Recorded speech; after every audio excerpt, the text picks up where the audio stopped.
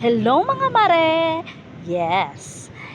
Akong ginapakita karon mga mare kung unsa ang daily routine kung mo duty nako mga mare. So first, atong ihaplas atong toner sa atong naong mare. So kani siya nga toner mare, is porcelana ni siya mare. Kay mo may mas barato mare no. So gibutangan din ako ang day cream sa porcelana kay para dili na din masunog atong mga naong Mars no. Grabe na tong pang skincare ani Ginoo ko. Atong apilon ato ang liog mga mare kay syempre mag-technicolor na mare mo pay di ta kaputian mare. Sunod atong eye white. Cream naman gud ni siyang eye white, murag foundation na siya ba.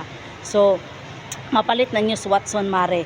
So atong gisunod ang pangkilay Mars. Kay dugay kay kumahuman ani Mars, mga 1 million years Mars. Ay kumahuman ani. So kailangan ni siya matuktok-tuwin. Yes. Napay isa Gipaspasan na lang nako na siya Mars kay tungod grabe kay nakadugay Mars. Kani nga video Mars kung regular ni Mars, naabot nig 30 minutes Mars. Unya karon na record lang nako 4 minutes. Di. Sakto na. Nagsige pagtubod-tubod ang aning babuyan ni tanawa. Na mali ang kilay. Gitarong kay para on flaking gyud. Nag foundation din ta Mars. Ayo mo ka tense Mars kay baratuhon na ni ako makeup Mars. Kani akong foundation Ashley ni kung kinsay gagamit Ashley din ha. Shout out sa inyo. Go. Mo di ba? Nag-blush on dayon ako, nag-blush on dayon ko. Pagkuman, gibutang dayon nako og kanang foundation na pud balik kay tungod hastang pingka sa ko ang aping. Nag eyeshadow din tag very very light. Kanay mga glitters mga Mars kay gusto nako kanang normal lang akong atake, kanang naturaling lang atong mga atake diri. Shout out ko sa liquid eyeliner, paspas kay ko no nga naghatag sa ako. Shout out sa inyo ha. Salamat kaayo, di ba? Princess Luela, go. Di ba? Nagsige pagtubod-tubod sa baba ni tambukan ni kay dili man kay ta nga nakataas og ilong mga Mars. Atong butangan og highlighter. Mag nose line na tagamay, di ba?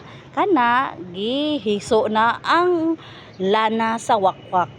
Sa ulo kay tungod unya taod-taod ani mukalkag na ni akong buhok nga mura naman taog anit abat.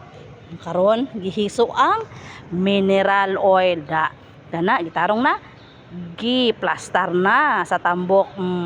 Ang hinapay sa atong Jose Rizal kana gitarong sa tambok kay og dili na matarong guys. Naklaro na kung ang limpulo guys, kakahurot naman ni akong buhok. Naunsa naman ni murag wala na ni mao guys.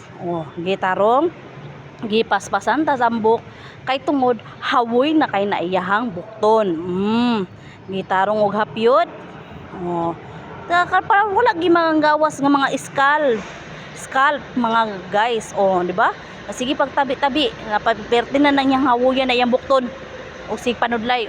Tarong na karon sunod kay wa pa man siya nakontento sa oil, hiso na pud nag-oil karon. Nangita na sa oil kana gihiso na sad.